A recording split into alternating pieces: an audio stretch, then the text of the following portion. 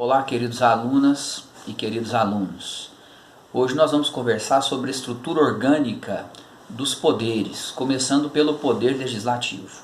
Nós vamos também seguir aquele roteiro tradicionalmente por nós visto em sala de aula, que são os tópicos a serem abordados que normalmente são projetados, não é isso? Mas que hoje serão apenas lembrados. Falar de separação e harmonia dos poderes nos obriga a, digamos, um repasse na história, lembrando a grande contribuição de dois pensadores no que diz respeito a essa estrutura orgânica dos poderes. Me refiro primeiramente a Aristóteles, que foi aquele que, primeiramente, identificou as três funções, legislativa, executiva e judiciária, mas que naquele momento eram ou estavam todas concentradas nas mãos de uma única pessoa, naquele momento denominado o soberano.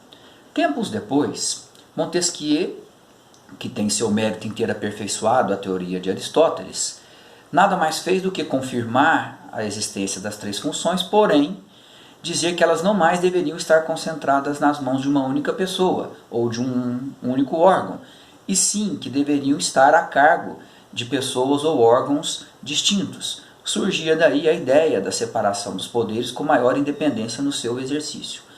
Essa teoria, ou aperfeiçoamento da teoria por parte de Montesquieu, teve muita importância porque historicamente ela acabou influenciando duas grandes e históricas constituições que nós temos, e me refiro à Constituição Francesa e à Constituição Norte-Americana, e dali em diante as constituições foram adotando o que nós chamamos hoje de tripartição dos poderes. Eu gostaria de chamar a atenção, ainda que rapidamente, para o fato de que não se fala apenas de separação dos poderes. O texto da Constituição Federal de 1988 é claro em seu artigo 2º ao dizer que são poderes da União, independentes e harmônicos entre si, o Executivo, o Legislativo e o Judiciário. Portanto, percebam que ali a palavra harmônicos não está colocada por outro motivo, senão para dizer que realmente essa relação entre os poderes, essa relação institucional entre os poderes, deve se dar de forma harmônica. Mas de que maneira essa harmonia seria colocada em prática? Eu vou a um exemplo bastante simples. O Supremo Tribunal Federal tem competência constitucional para processar deputados federais e senadores da República por prática de crimes. Uma vez condenado, o Supremo não tem competência constitucional, pelo menos à luz do texto literal da Constituição, para cassar o mandato do deputado ou senador condenados. Na verdade, a cassação do mandato, a perda do mandato, deve se dar por uma decisão ou da Câmara dos Deputados ou do Senado Federal. Portanto, o Supremo, para que possa exercer a sua função típica de condenar e fazer cumprir a pena, vai precisar, obviamente, de que essas casas legislativas possam reconhecer, decidir pela perda do mandato do deputado ou do senador, na medida em que a Constituição não autoriza a prisão de deputados federais ou senadores da República, a não ser em flagrante de crime inafiançável. E no caso colocado, o que nós temos é uma prisão ou uma necessidade de recolhimento à prisão em virtude de uma decisão transitada em julgado. Portanto, nada mais se espera que o Legislativo, de forma harmônica, casse o mandato do deputado ou senador condenados, para que o Supremo possa fazer com que a sua decisão seja cumprida e ele possa exercer de maneira clara e de maneira harmônica a sua função. Dentro dessa questão também de exercer funções, aqui a doutrina chama atenção para a existência de funções típicas e funções atípicas. É claro que desnecessário aqui se revela dizer o que são funções típicas. Todo mundo sabe qual é a função típica de um legislativo, a função típica de um executivo e a função típica de um judiciário. Agora, as funções atípicas, claro, ou por óbvio, acabam se apresentando quando um desses poderes pode, porque autorizado constitucionalmente está, exercer funções de outro.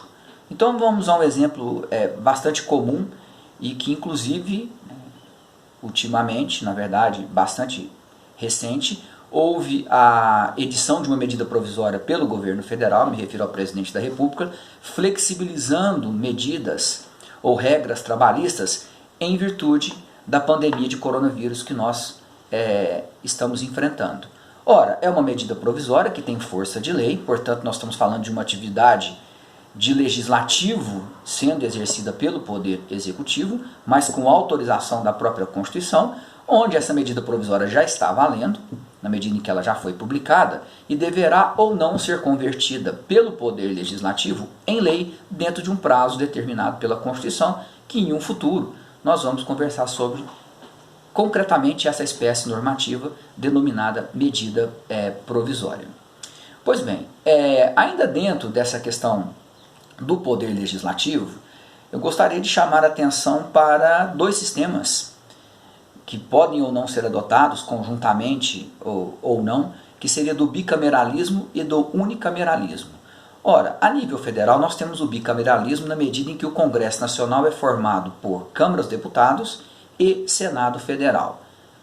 Lá do outro, nos âmbitos estadual, municipal e do Distrito Federal, o que nós temos é o unicameralismo, onde detectamos apenas a existência de uma casa legislativa.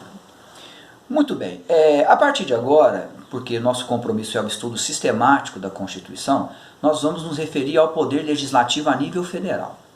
E começamos, claro, com a Casa do Povo, a chamada Câmara dos Deputados. A sua estrutura vem muito bem delineada no artigo 44 da Constituição, que diz que a Câmara dos Deputados é formada por representantes do povo. E aqui seria interessante também nós falarmos sobre o critério da proporcionalidade. A Constituição determina que quanto mais populoso seja o Estado, e aí também eu incluiria o Distrito Federal, maior número de deputados federais terá, obviamente, condições de eleger.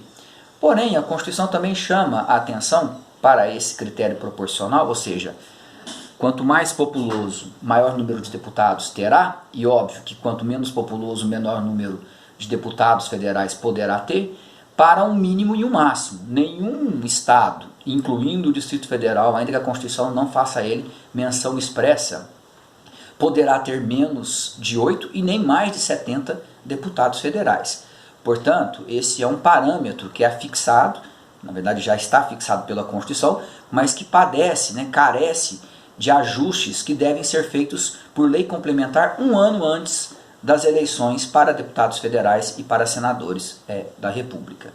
O mandato corresponde a uma legislatura no que diz respeito aos deputados federais, não é isso? Portanto, nós estamos falando de 4 anos, sendo que não há impedimento para reeleições.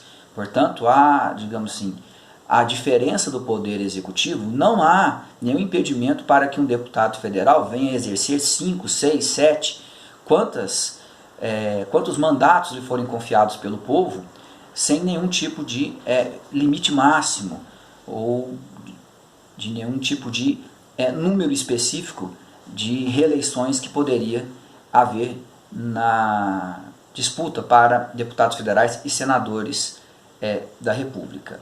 Por outro lado, nós pensamos que, como são cargos eletivos, nós precisamos determinar quais são as condições que essa pessoa deve preencher para que possa exercer a função de deputado federal. Pois bem, para isso a Constituição nos auxilia no artigo 14, parágrafo 3º, com alguns requisitos que nós chamamos de condições de elegibilidade. E a primeira delas diz respeito à necessidade de um vínculo jurídico e político da pessoa com o Estado brasileiro. E eu me refiro, obviamente, à questão da nacionalidade brasileira. Então, o primeiro requisito que uma pessoa deve preencher é ter nacionalidade brasileira. Espera aí, professor, mas ele deve ser nato ou naturalizado? A princípio, não há esse problema, porque, na verdade, a Constituição diz nacionalidade brasileira sem fazer essa necessária diferenciação.